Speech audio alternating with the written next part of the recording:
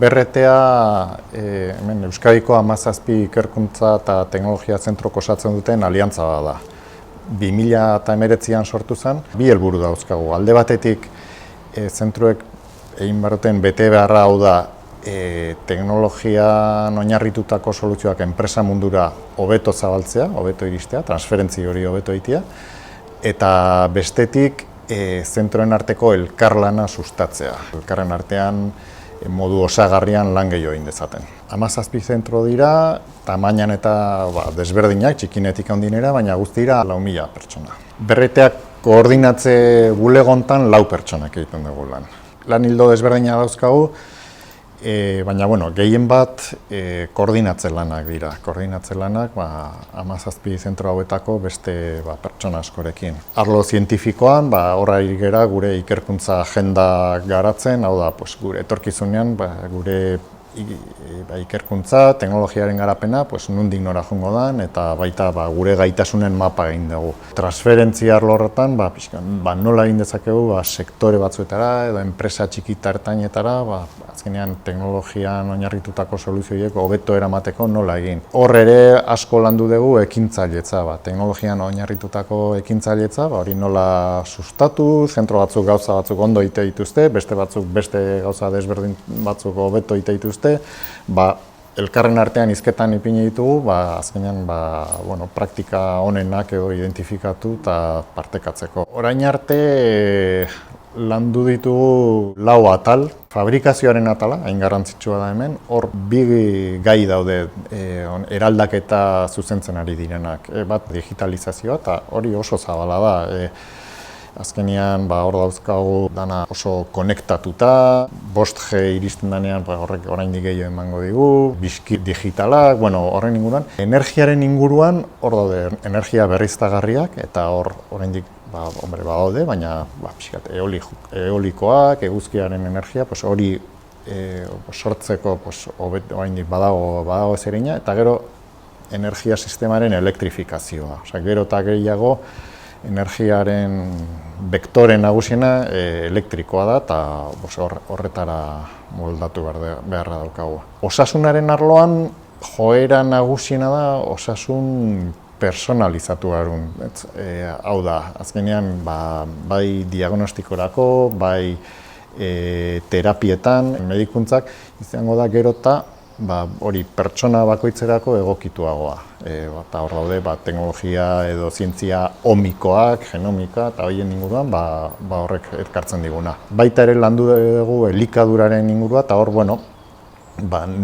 norantzagoaz ondo elikadura sistemaren edo katearen segurtasuna bermatu nahi dugu, baita elikadura pertsonalizatua edo osasuntsuagoa izateko. Hoie dira orain arte landutakoak, haude etorriko dira gehiago, garraioan inguruan edo ekoberrikuntzaren inguruan. Gehiengoa bertakoa da, baina egon daitezke munduko 20 estatu desberdinetako pertsonak badaude, Amerikarrak, Asiarrak, Europarrak asko, Afrikarren bat ere badago, baina mundu guztitik etorritakoak. Herrialde askotako jendea elkarlanean dabilen lekuan, eta hola badaude zentro batzuk, lan hizkuntza ingelesa da, eta baita Europa mailako proiektu askotan lan egiten dugu eta hor ingelesan nahitaezkoa da. Nazioarteko proiektuak ez diranean edo inguruko jendea danean, askotan, gehienetan, ez dakit dokumentazioa horrela dela izaten dalako edo gaztelerara jotzen dugu. Eta euskara ere ikusten dugu, eta lantalde txikiagotan agian, baina badauka ere bere esparrua. Pertsonen arabera eta moldatzen gara eta moldatzen da jendea, moldatzen dira taldeak. Egia da, baita euskaran ere, aurrera pausu, izugarriak egin dirala. Gero eta erresago ikusiko dugu euskara, beste hizkuntzak bezala,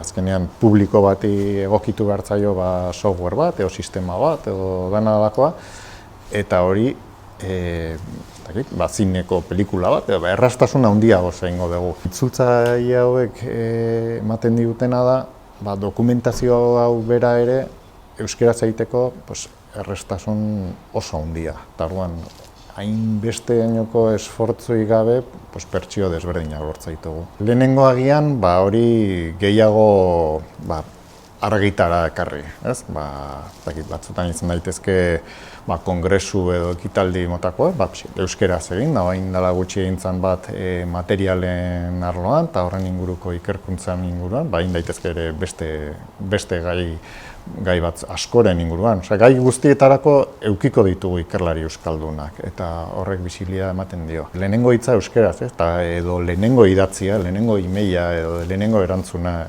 euskeraz egiteak. Hemen ari geranetik, nik uste hor nabaritu dela. Lehenengo hitza euskeraz egiteagatik, harremana horrela hasten da, eta nik uste harremanak nola hasten dian horrek eragina handia dauka. Eta hori guztiekin, bai ikerkuntza munduko jendeekin, enpresa mundukoekin, mahai baten inguruan edo foro baten inguruan, pixkat gai batekiko hori sensibilidad daukatenak, edo ardura daukatenak hor elkartzeak, balioa berez badauka, hor ikustegu batek egite duguna, besteak egite duguna, identifikatzen dugu zer egin dezakegun gure lan hori hobeto egiteko, eta euskararen kasuan indeusekin berdin. Nik uste hor badaukagula aukera elkartzeko, euskararen sustapenean edo erabileran bultzatu nahi dugunak hor zertan nahian ikusteko, ezagutzeko eta lagungarria da beti besten elkarrengandik ikastea. Neri iritzait, orain burruka handia dagoela jendea erakartzeko adibidez.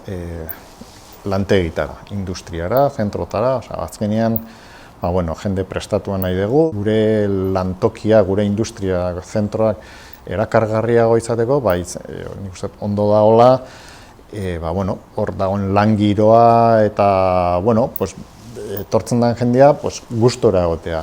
Lan bizitza euskeraz egiteko aukera ematen badegu, nik uste horrek ere enpresa erakargarria egingo dula.